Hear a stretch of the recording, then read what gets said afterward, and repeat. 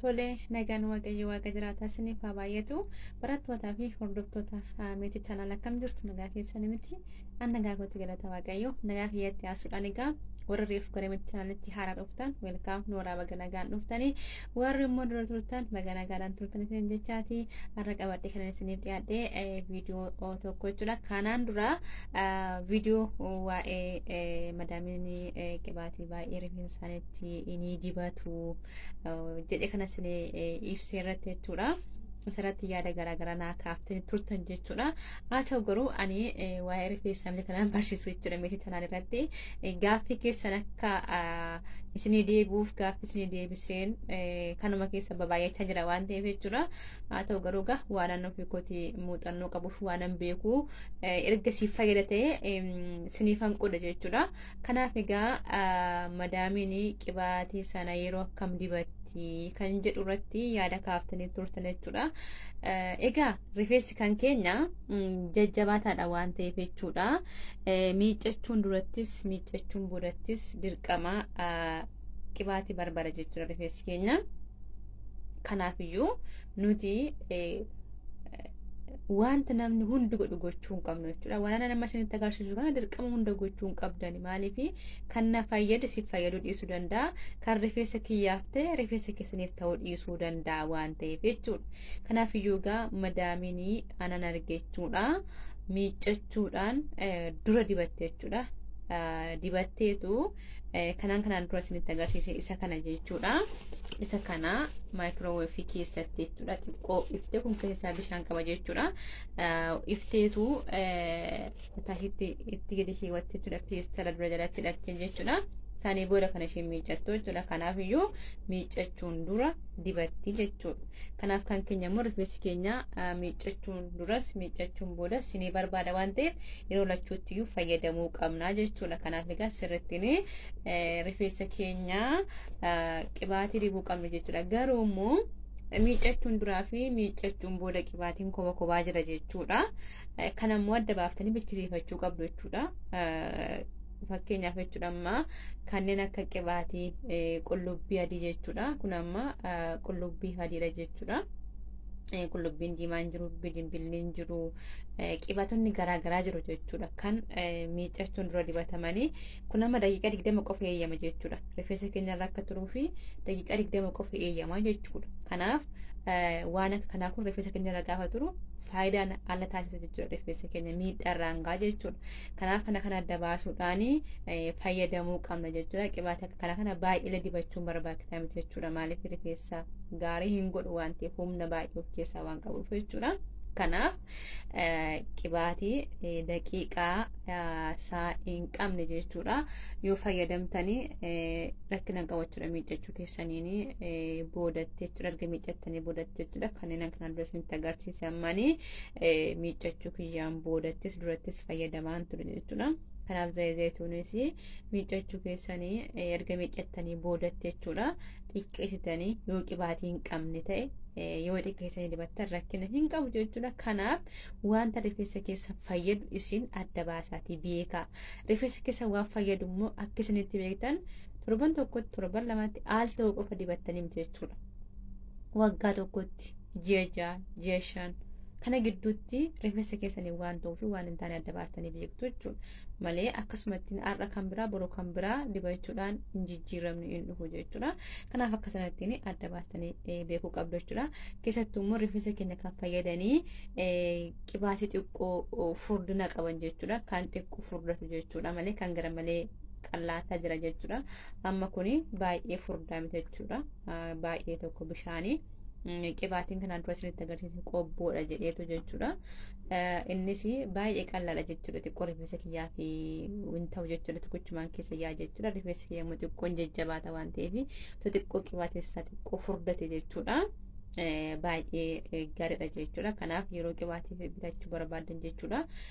Wanta xiqqoo qibaatii furdatu fayyadamaa isiniin jechuun barbaada. Rifeensi keessan jajjabaataa kan ta'e jechuudha. Fufurdaa kan ta'e gaggeessin isaa. Rifeensi keessan immoo baay'ee lallaafaa kan ta'e immoo jechuudha. Isa qibaatii baay'ee qallaa jechuudha.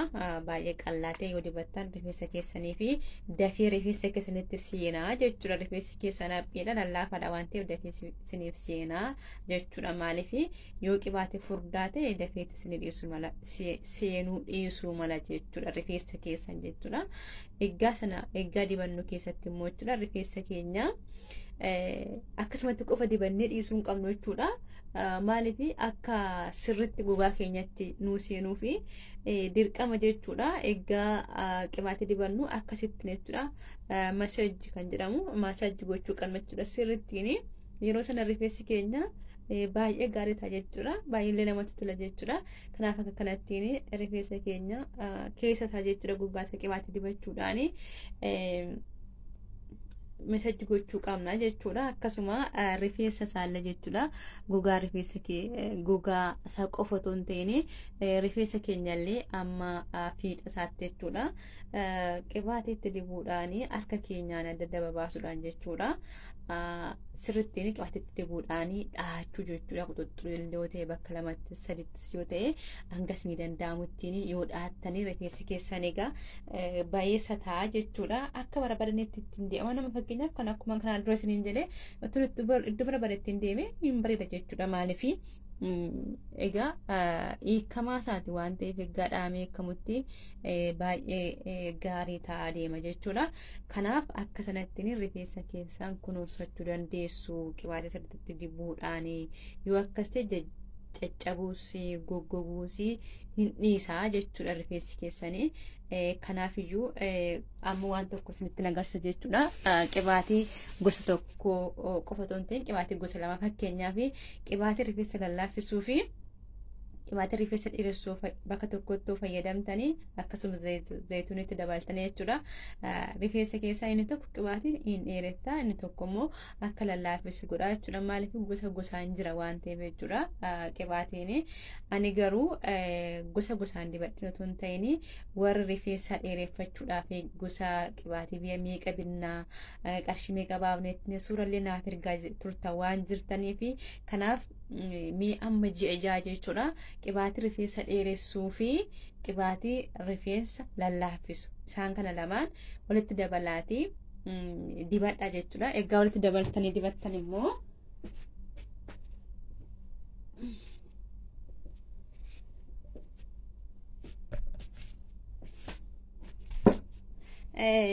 waan akkanaa jechuudha. Waan akkanaa yoo argattan jechuudha. Kana kan isaanii maayoneesii fi kachabii fa'aa walitti dabalanii kan isaan dinnichatti nyaatan jechuudha. Waliin makanii as keessatti waliin makameetu itti godhatu jechuudha gaafa waliin makan. Kanaaf waan akkanaa mana isaanii keessa hin dhabamu waan ta'eef kanatti qibaatii keessan gosa lachuu buqqistanii jechuudha. Itti naqxanii sanii booda ani kan akkata fayyadamaa ture zayituunii fi qibaatii san gabaarraa bitu jechuudha. As keessatti waliin makeetan ittiin dibadhe jechuudha. Kana akkasittiin buqqistanii rifeensa keessan keessa akkasittiin akkattiin dibachuudhaaf isiniif salphataa jechuudha.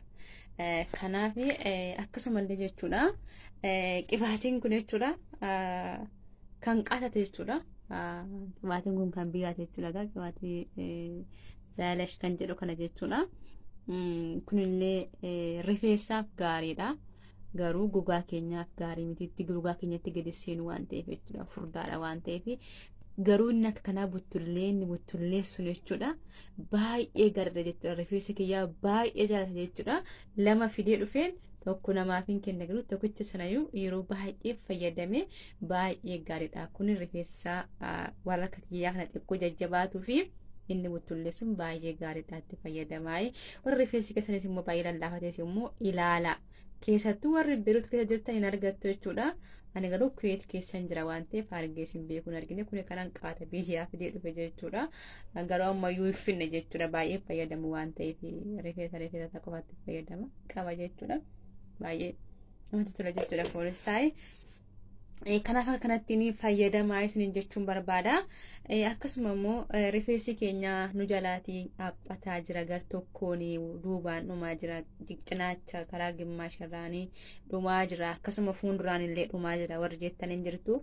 Nama fakkeenyaaf rifeensi kiyyaa uumamumaan jechuudha duubatti siqa jechuudha xiqqoo ishii addi kiyya fuulduratti siqa rifeensi kiyya immoo duubatti siqa jechuudha uumama jechuudha inni kun malee anasitti jechuudha shaashii isinii dhadhu akkam barbaadetti kananani hojjedha as keessatti jechuudha rifeensa kiyya shaashii dhadhes dhiises namni natti dubbatu hin jiru warri shaashii dhattanii rifeensa keessanitti yeroo baay'ee jechuudha rifeensi keessan dubbatti sin jala deemuu danda'a jechuudha kan koo garuu uumamumaan malee waan shaashii dhadhuuf miti jechuudha kan yaachisiqu jechuudha kanaafiyyuu amma tokko jechuudha magarfaa dheeraa jechuun hin danda'ama fuuldura rifeensa kiyya isaas immoo jechuudha bakkuma duwwaa kana jechuudha kun wadduma fakkeenyaaf amma rifeensi hin jiru iddoo kana jechuudha callistanii taaddu jechuudha erga addanii booddee waan isin gochuu qabdanii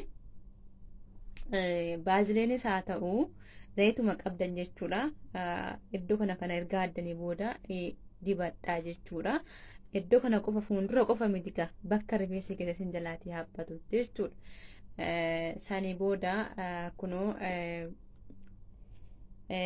viiski wanti jedhamu kun jira jechuudha viiskidha jechuudha kun asinitti mul'ata yaada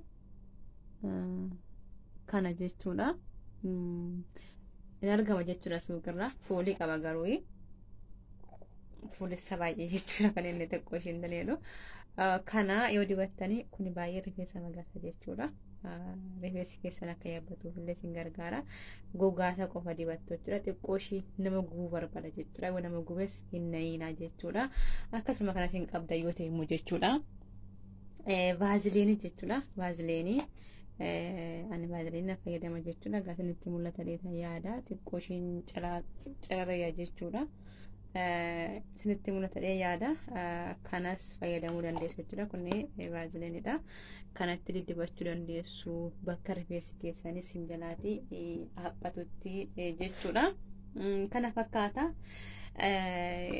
kanaaf egaa gaaffii keessaniif miicachuun dura dibatti madaamiin keessatti isiniin jedhera hankeenya garuu rifeensi keenya yeroo lachuutti iyyuu inni barbaada miicachuudhaan durattis miicachuudhaan boodattis isiniin jechuun barbaada tan biraamu jechuudha wanti nuti baay'ee shawwadamnu ofii wanti nuti baay'ee adda baasnee hin beekne tokko ni jira jechuudha waanuma madaamiin fayyadamte qofaaf rifeensa keenyatti fayyadamuu qabnu gubaa keenyatti dibachuu qabnu kanneen akka kanaa fakkeenyaaf amma kuni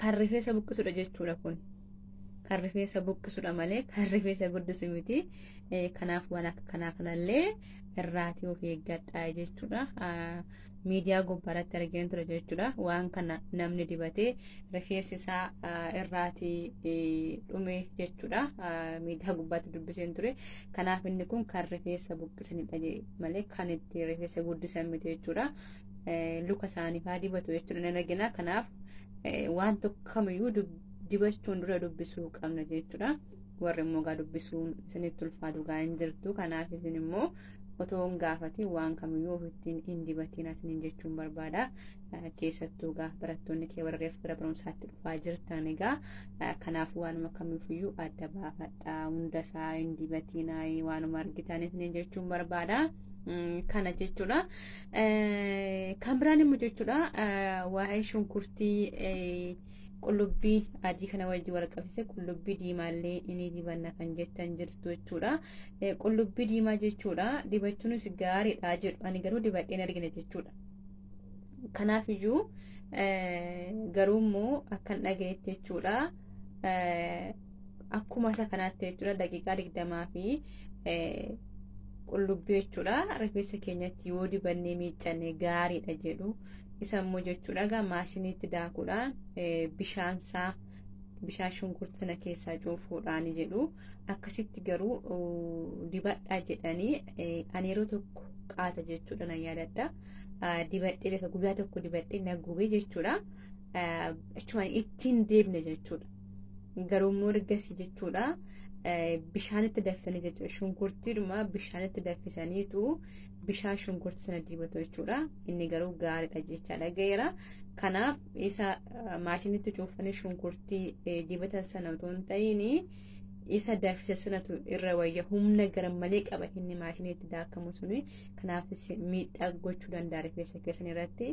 Kanaaf bishaanitti shunkurtii danfisaati bishaan sana immoo dibadhaati ilaala jijjiirama jiru sun jechuun barbaada. Garuu daqiiqaa baay'ee ofirra hin tursinaa ergaa kootiin kun jechuudha. Shunkurtii waanuma maqaadhaati daqiiqaa baay'ee ofirra hin tursinaa jechuun barbaada. Kan akka muuzii, kan akka hanqaaquu, kan akka kanaan dura isinitti agarsiisan rakkina hin qabu inni miidhaan geessisu jechuudha. Amma fayyadamni rifeensa keenya irra yoo ture kanaaf akka sanattiin ilaalaayi yaalii taasisaayi wanta rifeensi keessan ta'u ilaaltu isin jechuun barbaada. Dhaachuu immoo hin dagatiinaa.